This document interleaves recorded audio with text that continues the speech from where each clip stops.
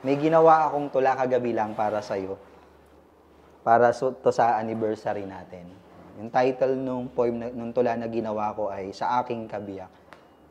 Hiniling ko sa Ama na ko ay bigyan niya ng aking makakasama sa paglilingkod sa Kanya.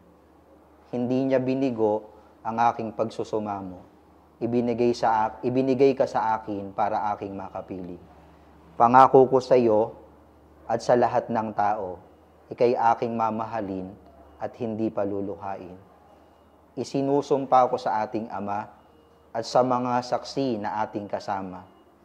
Hindi kita pagtataksilan, bagkus pagsisilbihan.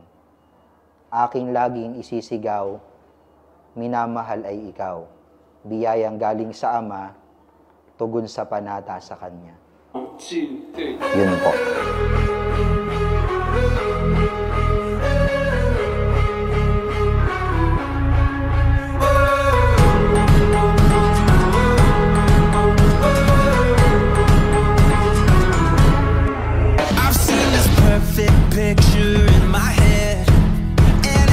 Bali, ngayon po yung first year anniversary namin as boyfriend-girlfriend, pero yun na po yung wedding day. And I just wanna take it in. Yeah, I just wanna take it in.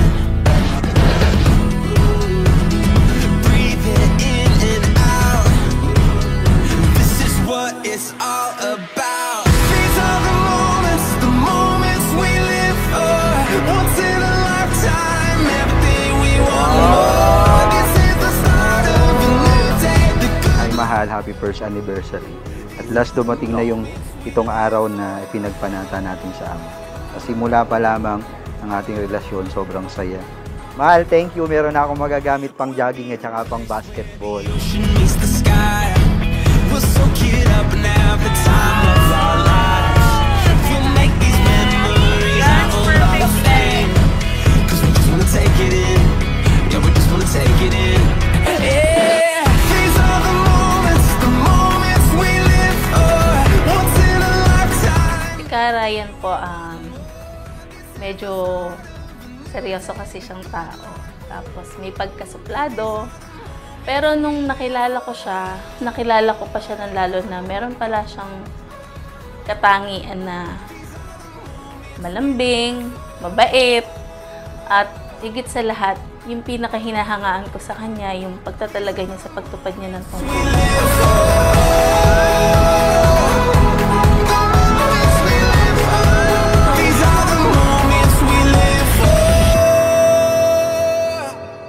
Inasam ko din yung araw na to, makasal kami. Kaya hindi ko ma-explain yung pwede kong maging emotion or maramdaman pagka nakita ko na siyang naglalakad sa gitna ng kapilya ko. Rainbow notes upon the wall, dancing children in the rain falls, perfect sunset set to 10. Then we begin again. Pero ngayon, dumating na yung time na hinihintay natin, na patuloy natin at araw-araw natin ipinagpapanata sa Ama. Hinihiling ko na mas lalo pang pagtibayin yung relasyon natin, pagsasama natin, hanggang sa wakas ng mga buhay natin. I'll hold your hand and wipe your tears. We'll laugh until we run out of years. 'Cause no matter. Nung nag-uusap kami tungkol sa petsa date ng kasal namin, ang una naming hinahanap talaga yung yung holiday, yung May long weekend. Nagkataon na yung anniversary namin, masasakop siya sa long weekend. Kaya, decide kami na itaon dun sa may anniversary namin. You have me. Ang lahat ng mga kautosang ito na itinatali sa inyo ngayon ay buong ingat ninyong susundin o kaya isasagawa ang inyong pagsasama bilang mag-asawa ay magiging matagumpay. Through tired eyes. Na sana patuloy na ingatan yung relasyon namin, makarating po kami hanggang halos po kasi bago pa lang kami, pero yung pakiramdam po namin, doon na rin po kami papunta. sa pagiging mag-asawa.